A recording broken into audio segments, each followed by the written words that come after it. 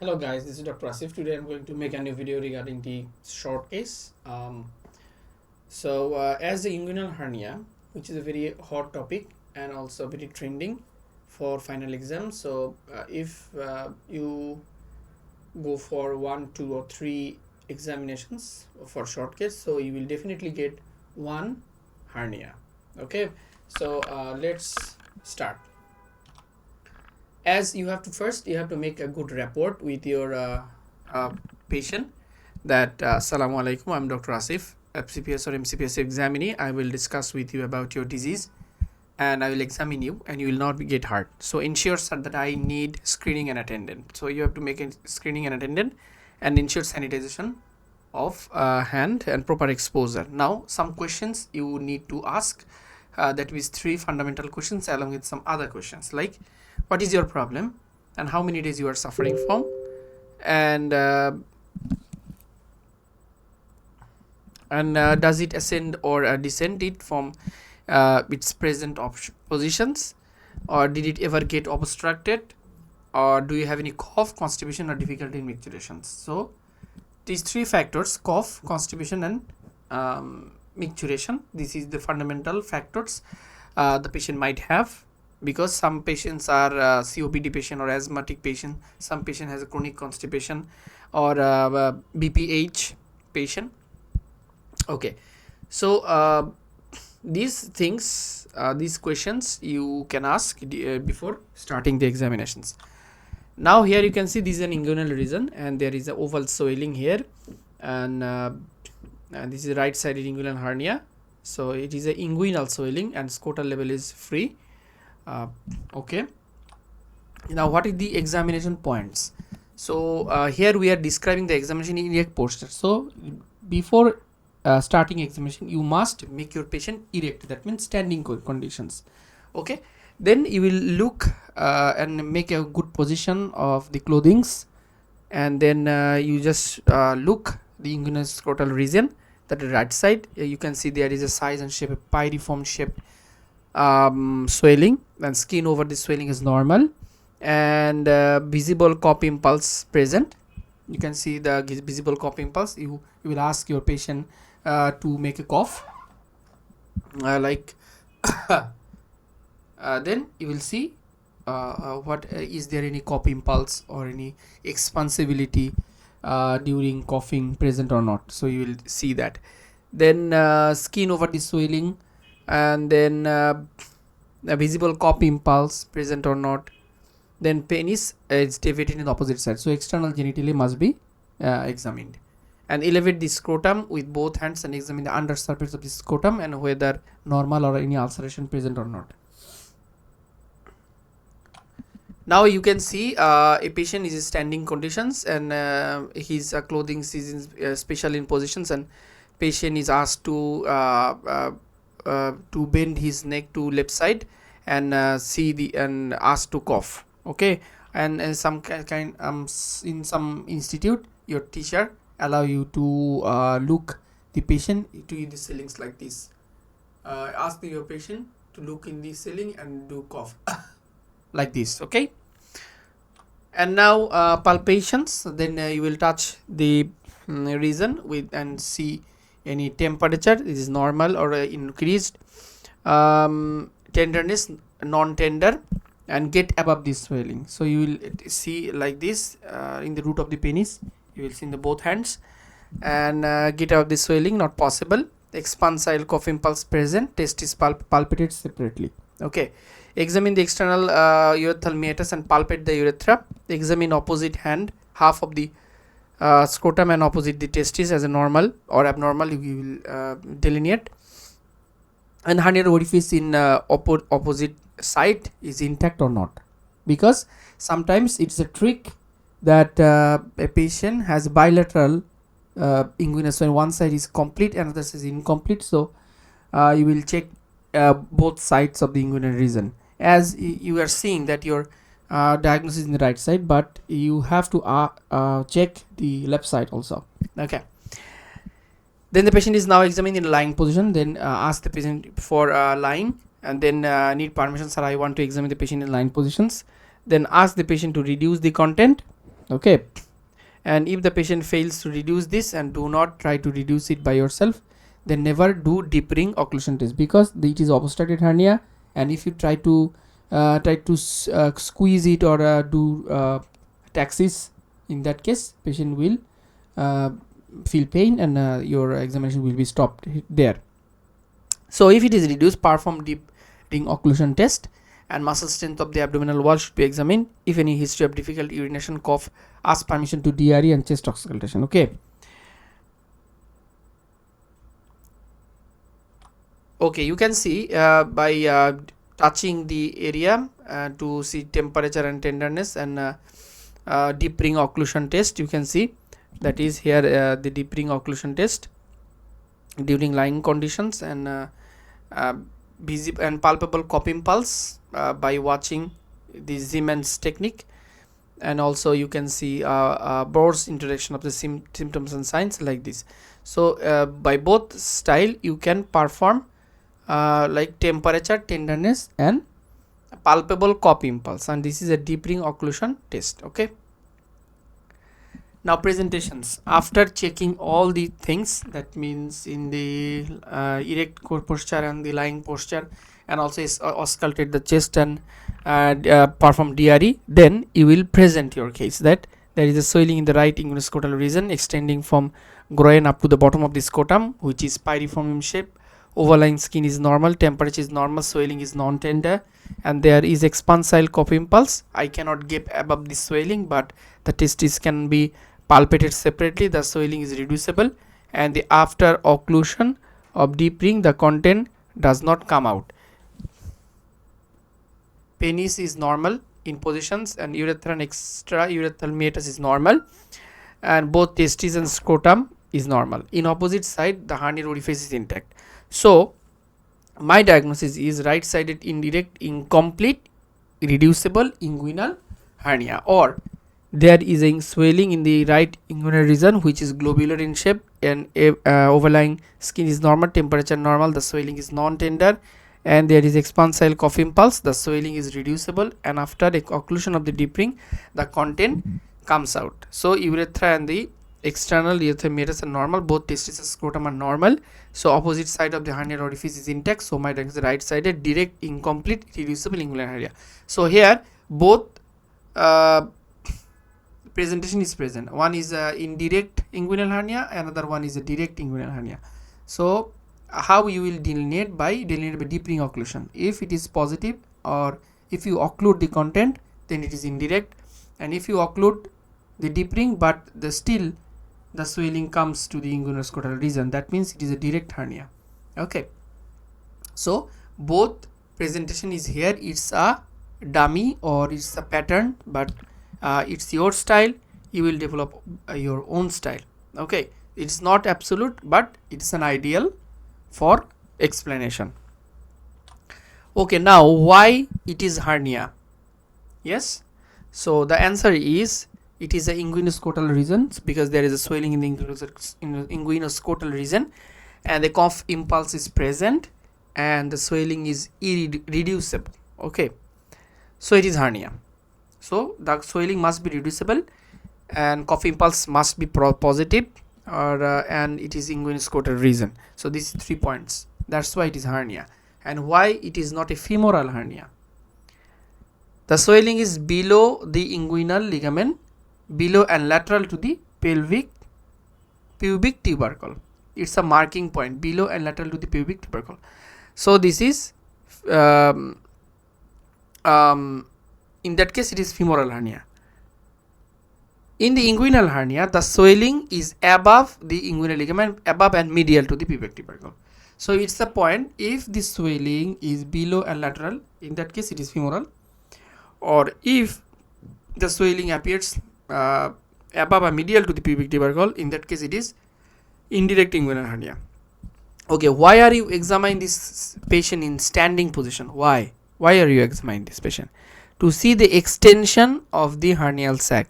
A small hernia is not visible in lying posture, so that's why you have to make your patient standing first, because it is the first to pass the exam. If you not make your patient standing, so you are failed. Okay, Now, and how will you differentiate between direct and indirect? I have already said it that, and there is nothing here. So now the defined hernia. Okay, so protrusion of the viscus in part of or in whole through a normal or abnormal opening. So what are the types of hernia? That is a sliding hernia, occult hernia, irreducible hernia, and obstructive hernia. So what is sliding? The content of the hernia may be tissue from extraperitoneal space. That means the content will come from extraperitoneal space, like urinary bladder, or present maybe indirect hernia, that is a sliding variety, which is one of the dangerous variety, because you think it's a tissue but it's a bladder tissue. So sometimes you will make an incision or cut the part of the wall of the bladder. So okay, so sliding hernia is a risky hernia. Another occult hernia, so non detectable clinically but may cause severe pain, a reducible hernia, and a swelling that appears, disappears. Okay, sometimes it appears, sometimes it disappears. That means it's a ghost hernia, you can say. Now the irreducible hernia is swelling that cannot be replaced in the abdomen. Okay, that means it is obstructed. Okay, and a high risk of complication. So there is any chance of complication, like gut, a portion or loop of the gut are obstructed in the inguinal canal. So gut is gets supplied by the mesenteric vessel. So due to the obstruction, mesenteric vessel is occluded, and the part of the gut become gangrenous or ischemic, and that is the complications. And strangulation in an intestinal obstruction may be developed later on. That's why there may be a chance of complications. Another is obstructed hernia. If the hernia contains bowel, then it may become obstructed partially, totally. That is the early phases of irreducible hernia. Okay. Okay, so another and other varieties are incarcerated hernia. It is also called the obstructed hernia. It is not clearly defined and used to imply a hernia that is irreducible and developing towards the strangulation. That means irreducible hernia, later on it become incarcerated hernia. Okay, because the constricting ring, the neck, which will be constricted, and impending venous will be impaired, and increasing pressure within the hernia. So hernia sac will be pressurized, and resulting tension causes pain, ischemia, and tenderness. Okay, and strangulated hernia, painful swelling with vascular compromise, requires urgent surgery. That means arterial supply is not able to enter the hernia. Okay, now in fractured hernia, when the content of the hernia become gangrenous and high mortality, that means already strangulated hernia and it is late. In that case, it is infracted hernia. Richter's hernia, only part of the bowel wall enters the hernia, and the bowel obstruction may not be present, but the bowel wall may still become necrotic and perforate with life-threatening consequences. Richter's hernia mainly occurs in the incisional hernia, or in the abdominal wall, or the ventral wall. That means part of the gut is introduced through the hernial sac. That means that portion is imminent for any strangulation. And interstitial hernia, it occurs when the hernia extend between the layers of muscles and not directly through them, like Spicelian hernia. Literary hernia, that means it is very rare hernia. It occurs in case of Meckel's diverticulum. If the part of the diverticulum is entered into the hernial sac, in that case it is called the literary hernia. And the pantaloon hernia, that means once indirect and direct both are present in the single inguinal region, in that case it is pantaloon hernia. That is complex, it's one kind of complex hernia where direct and indirect both are present. Now what are the causes of hernia? So the basic design of that is weakness. That means there is a defect in the collagenation, like lumbar triangle, posterior wall of the inguinal canal. So weakness due to structures entering and leaving the abdomen. That means wall of the abdomen where there is some weak point, like inguinal region, like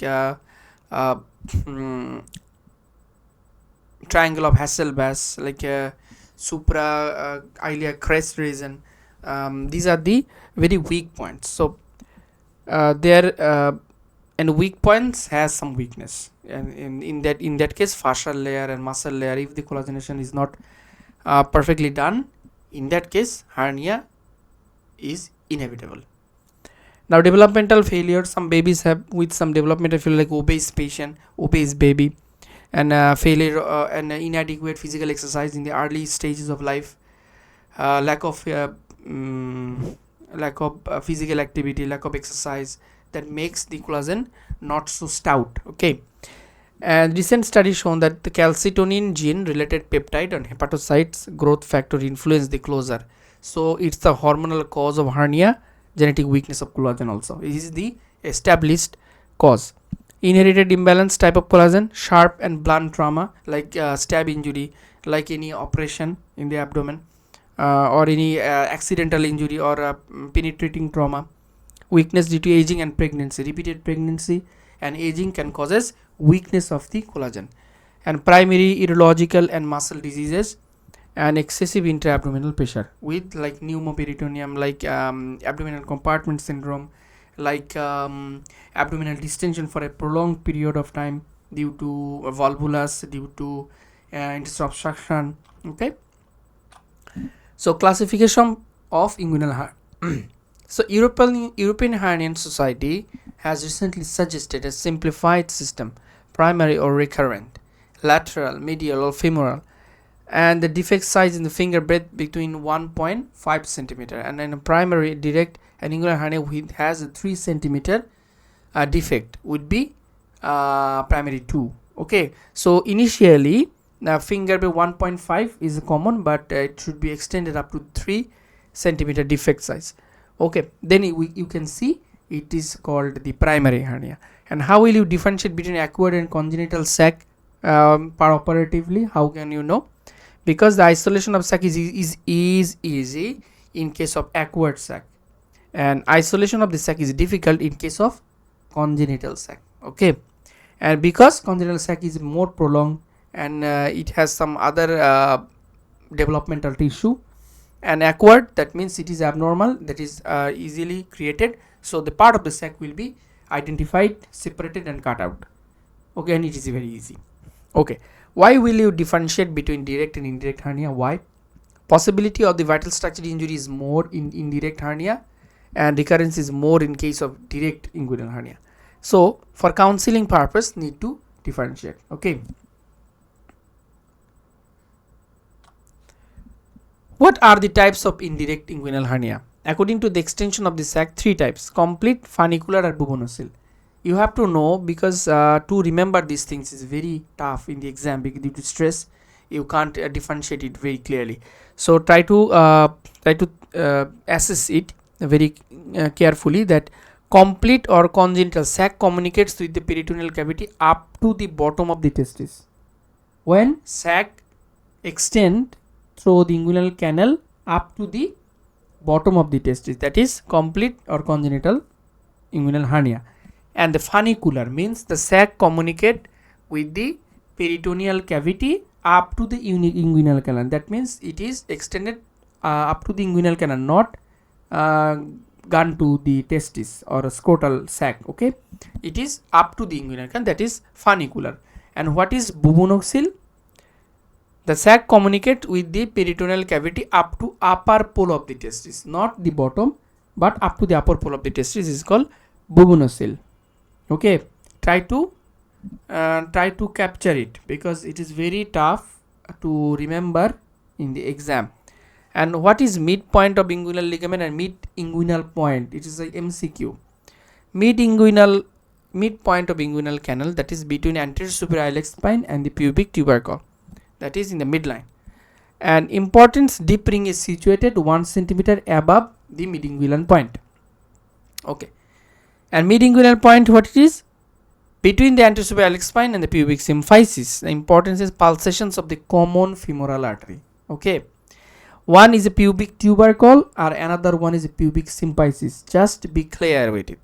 Mid-inguinal point, that means the point from anterior superior iliac spine up to the pubic symphysis, and in between two there is imaginary line And what is the importance of it? That is common femoral artery present on there. But in case of mid-inguinal point and pubic tubercle, so this point, mid point of the inguinal ligament, is slightly shorter than the mid-inguinal ligament. So in the midline and 1 centimeter above it, there is a deep ring. Okay, be clear of it. What are the primary causes of hernia? He has a chronic cough, chronic constipation, BPH, stricture urethra, obesity, and smoking. I already mentioned everything. Just obesity and smoking is another thing, because smoking can loses your collagen system. Okay, what is the sequelae of inguinal hernia? If you not treat inguinal hernia, what will be happen? That is irreducible.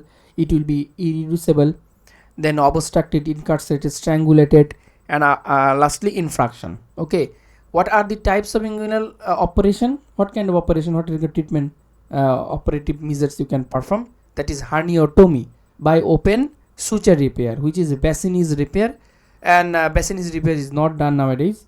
Now the Shouldice technique and Desarda is used nowadays. Desarda and open flat mesh repair, that is Liechtenstein mesh repair. Most common and established method of hernioplasty is Liechtenstein tension free hernioplasty. Okay, so open complex mesh repair, plaques and hernian system is very used in here, and open preperitoneal preparation, that is STOPA. I haven't seen STOPA procedure nowadays in my training period, but I saw modified Bassini Desarda and Liechtenstein mesh repair. And another things most advanced, that is laparoscopic hernia repair, like transabdominal, extraperitoneal, or TAPP, transabdominal preperitoneal. Okay, so transabdominal preperitoneal process and TEP, transabdominal extraperitoneal. Okay, now what complication may arise if you do not operate? That I already said, the obstruction, strangulation, infraction, in mass reduction, or intestinal obstruction. And what are the complications? That is during operation: hemorrhage, injury to the testicular vessels, injury to the vas deferens, injury to inferior epigastric vessels, injury to content of the sac, immediate retention of urine, pain, anesthesia related complication can be happen, retention of the urine, immediate injury to content of the sac, injury to the inferior epigastric vessels, injury to the vas deferens, injury to the testicular vessels, then early hematoma of the cord with scrotum, that is seroma formation, wound infection, neuralgic pain due to entrapment of the ilioinguinal nerve, atrophy of the testis due to injury of the testicular artery. So atrophy of the testis, okay, due to injury of the testicular artery and the recurrence. Okay, clear? So I hope it will be very helpful for you. Name the nerves that may be injured during operation. It is a question. What are the nerve you will spare or you will look out during dissection? So that is ilioinguinal nerve. During forceful traction of spermatic cord, you can see there is a cord-like structure. And iliohypogastric nerve, during lifting of the upper lip of the external oblique, you will see just down below the external oblique, you will see iliohypogastric nerve. So you must spare it. Okay. Genital branch of genitofemoral nerve, during cutting of the chimeristic muscle, you will see there is another cord-like structure. So just make a fine incision to the chimeristic muscle, because you will encounter genitofemoral nerve.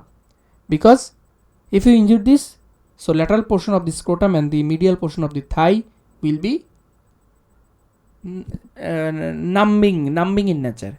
So there will be less sensation, sensory sensation will be impaired. So there is a numbness present in the lateral aspect of the scrotal wall and also medial aspect of the thigh.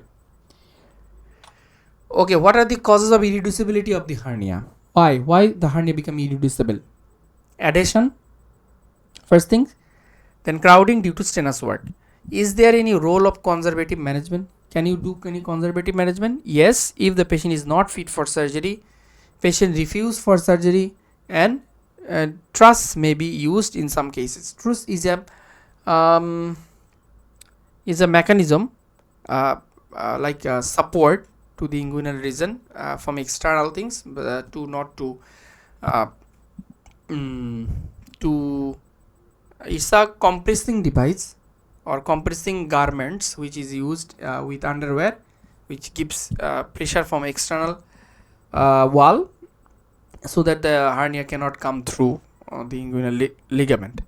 Okay, name some reducible and irreducible inguinal swelling, as it is a very nice to know question. Reducible inguinal swelling are inguinal hernia, congenital hydrocele, varicocele. And the irreducible inguinal swelling are inguinal hernia, infantile hydrocele, and seminoma testis. Okay. Now, what are the basic principles of hernia repair? Reduction of the hernia content into the abdominal cavity. So the sac which is formed, you must reduce it to the abdominal cavity. Removal of the any non-viable tissue. If any tissue is dead, you have to remove it, like part of the gangrenous loop, part of the gangrenous mesentery, or the extraperitoneal fat which is gangrenous. So you will remove the portion, excision and closure of the peritoneal sac, then reapproximation of the wall of the neck of the hernia if possible, and the permanent reinforcement of the abdominal wall defect with sutures or mesh. So you will place a mesh in the posterior wall to make it strengthened, okay, or reinforcement the wall.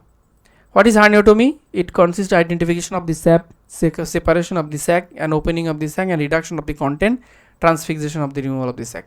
When you will do only herniotomy? When? Like in children, in young adult with good musculature, you will go for herniotomy. What are the indications of laparoscopic hernia repair? That is bilateral hernia and recurrent hernia. It is the most common indication when hernia occurs in two sides, and also recurrent hernia. That means when hernia operation is done in one place, so if hernia again occurs in that place, so the anatomical structure is not like the same in pre-operative phase, so you will not see any good anatomy. In that case, you will go for laparoscopy, so that you don't have to encounter this anatomical derangement during surgery. So laparoscopic hernia repair is ideal in that case. Okay, how will you diagnose an occult hernia? Because I already told you it's like a ghost hernia. So diagnosis of occult hernia can be done by following investigations. As hernia has no specific investigation, it is an absolute clinical diagnosis, but we can do some investigations to detect especially occult hernia. That is herniogram. Herniogram can be done. USG, ultrasonogram, CT scan. Yes, CT scan can be done. MRI can be done. Laparoscopy. During laparoscopy repair, contralateral occult hernia may be diagnosed. Okay. Now, what is the relation of swelling with cough impulse? So, answer is a swelling with cough impulse is not necessarily a hernia. Saphena varix, a swelling with no cough impulse may still be hernia. An irreducible inguinal hernia, femoral hernia. Okay.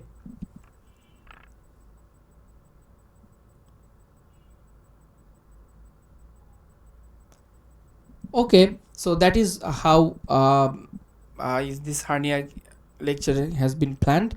I know there is many things you can go for if you go for books, and also I will say that see this video again and again, so that you will give a much more clear vision or clear aspect, and try to examine after watching the video. Try to make a practice with a patient, because if you don't practice, you can't make it in the exam. You will be puzzled, and you will become throttled, and a shakiness will be developed, and the thought block can be happen.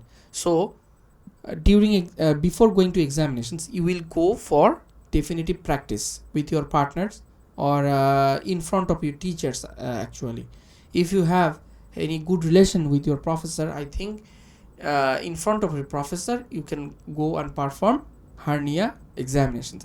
Because it's a very precise and concise test, but if you are smart, you can perform it very well. Thank you very much. Keep like and subscribe my channels, and watch my videos, and it will give me much more pleasure in the future. Thank you very much. Fees.